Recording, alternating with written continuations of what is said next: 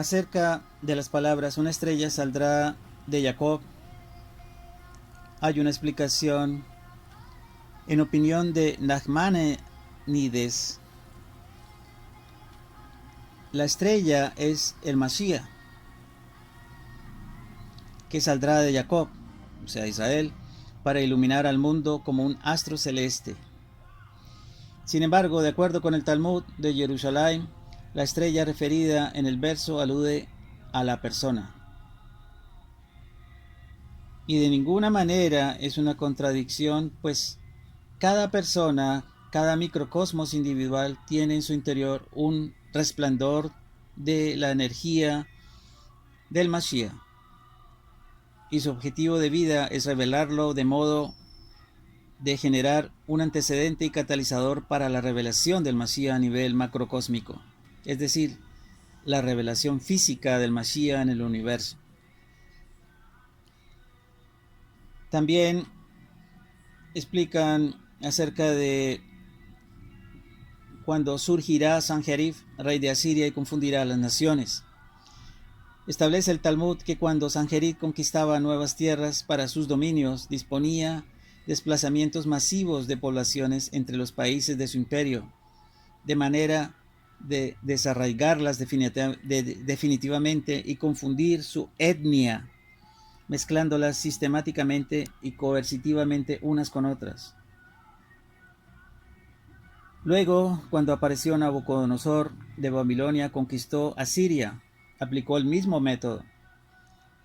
Sin embargo, ni Sanjerib ni Nabucodonosor pudieron entremezclar a los judíos, que mantuvieron su identidad, y también logró mantener su identidad una parte de la población babilónica.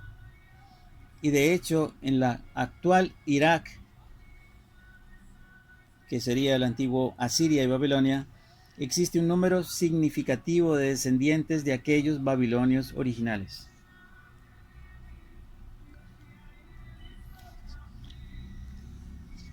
En la parte final de la parashá Balak, vemos la transgresión de Israel en Moab. Dice la Torá: cuando Israel se asentó en Shittim, el pueblo comenzó a comportarse inmoralmente con las mujeres de Moab. Las mujeres seducían al pueblo y los incitaban, a los hombres, a ofrendar a sus dioses, y el pueblo comía y se prosternaba ante los dioses de ellas. Israel se entregó al culto a Baal Peor, y la furia de Hashem se encendió contra Israel. Baal Peor era la idolatría moabita.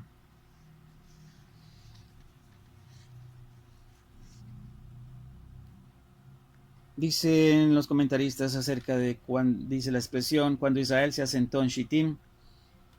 Esto fue hacia la culminación de la travesía por el desierto hacia la tierra prometida. Ya habían transcurrido unos 39 años desde la salida de Egipto. Shittim está ubicada al noreste del Mar Muerto, entre el territorio de la actual Jordania.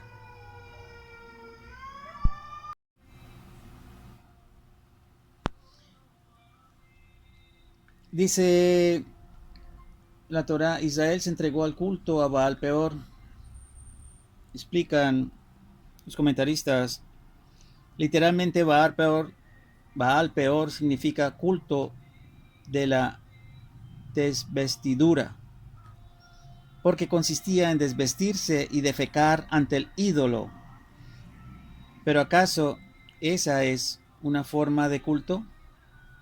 Más bien, los antepasados de ese pueblo idólatra se acercaban al ídolo y hacían ante él alguna práctica idólatra determinada. Y a continuación, debido a la reverencia que el culto les infundía, defecaban. Las generaciones subsiguientes perdieron la tradición de la práctica idólatra original y les quedó tan solo la consecuencia de dicho culto: descubrirse y defecar.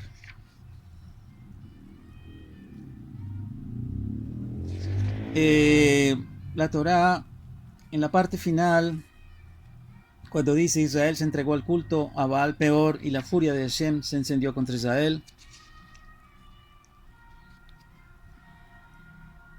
Hashem le dijo a Moshe: toma a todos los jefes del pueblo para que juzguen a los idólatras y cuelga a los idólatras ante Hashem frente al sol, o sea, a todos, a la vista de todos.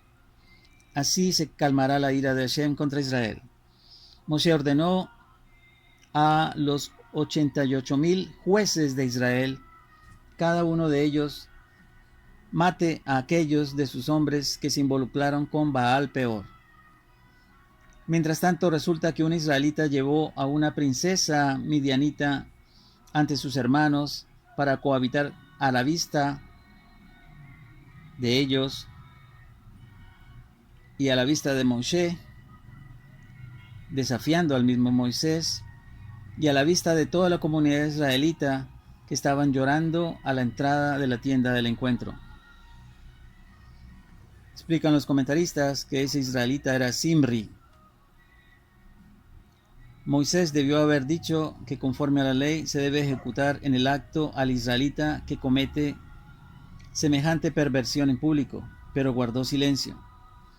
La gente, desconociendo que ese silencio fue inducido por la inspiración divina, lo tomó como una manifestación de impotencia de Moisés frente a la situación planteada y por eso estaban llorando.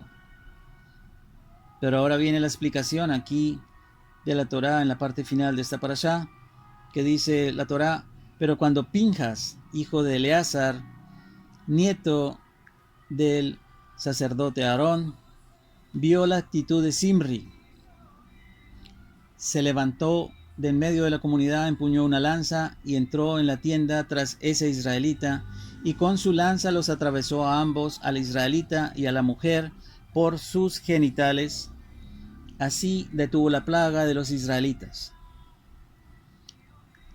Dicen los comentaristas: tomando los actos de nuestros patriarcas como antecedente y catalizador de nuestras propias acciones y emulando la heroica actitud de Pinjas, quien tomó su lanza en salvaguarda del honor de Hashem, también todo ser humano debe asumir un compromiso inequívoco y concreto frente a la vida, aplicando sus fuerzas y energías, incluso hasta el autosacrificio, en defensa de toda causa noble. Termina esta parashá diciendo: en la plaga murieron 24,000. Hasta aquí esta parashá Balak. Una vez más, invito a todos a estudiar la Kabbalah y el Hasidut para poder comprender en profundidad todo el significado de la Torá y de esta parashá Balak. Esperamos sea de bendición para ustedes y será hasta una próxima oportunidad.